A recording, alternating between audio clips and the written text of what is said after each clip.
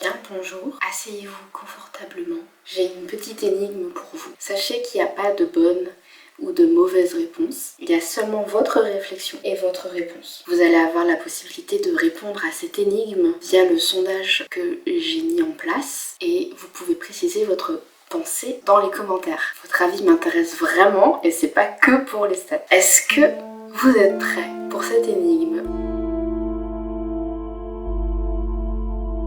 Je vais utiliser un exemple concret que vous pourrez remplacer par un événement de la même gravité si vous le souhaitez. Incendie, attentat, agression, tout ce que tu veux, d'accord ?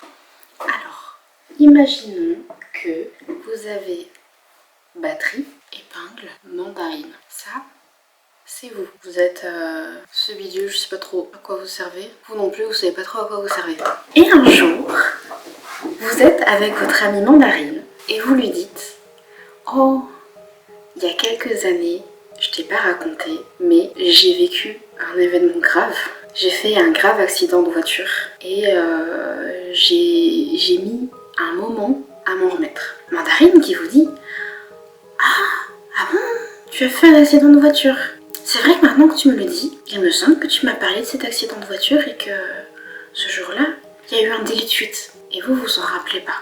Et vous vous dites « Ah bon, il y a eu un délit de fuite ? Je me souviens pas. Oh ben, peut-être que je me suis trompée. » Bon, vous parlez ensuite à votre amie épingle et vous lui dites exactement la même chose. Oh, je t'ai pas raconté. Il y a quelques années, j'ai fait un grave accident de voiture. J'ai mis beaucoup de temps à m'en remettre. Épingle vous dit « Oh, c'est vrai, c'est triste. Mais il me semble que tu m'en avais parlé à l'époque. Tu m'avais même dit qu'il y avait un délit de fuite. » Et vous lui dites « Ah bon, moi je m'en souviens pas. Après, peut-être que je me suis trompée, hein, mais il me semble que tu m'avais dit ça. » Ah ouais, t'es sûre ? Je sais pas, je suis pas sûre. Vous allez voir votre amie batterie. Oh, tu vois, il y a quelques années, je t'ai pas raconté. J'ai fait un accident de voiture. Il a été assez grave et j'ai mis beaucoup de temps à m'en remettre.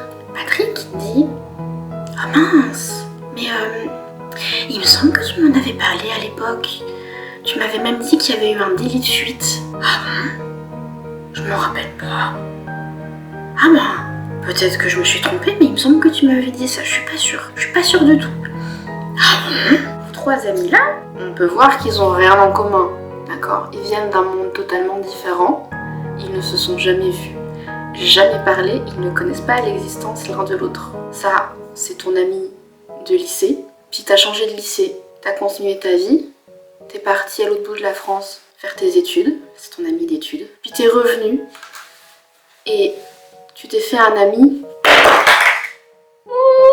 Tu t'es fait un ami au travail. Personne ne connaît l'identité des autres. Ils ne savent pas que les autres existent. Pourtant, ils vous ont tous dit « Il me semble qu'il y a eu un délit de fuite. » Si vous n'arrivez pas à visualiser, mettez avec autre chose. Mettez un autre truc. Le but est, aujourd'hui, vous ne vous souvenez pas qu'il y a eu un délit de fuite pendant votre accident. Mais ces trois personnes qui ne se connaissent pas vous ont dit « Il y a eu un délit de fuite. » Maintenant, la question, c'est qui est-ce que vous allez croire ? Est-ce que vous allez vous croire vous ? Ou est-ce que vous allez croire vos amis qui sont tous pas certains que vous leur ayez dit ça, mais aussi qui vous disent exactement la même chose en citant les mêmes détails. Voilà mon énigme, voilà ma question. Qui allez-vous croire ?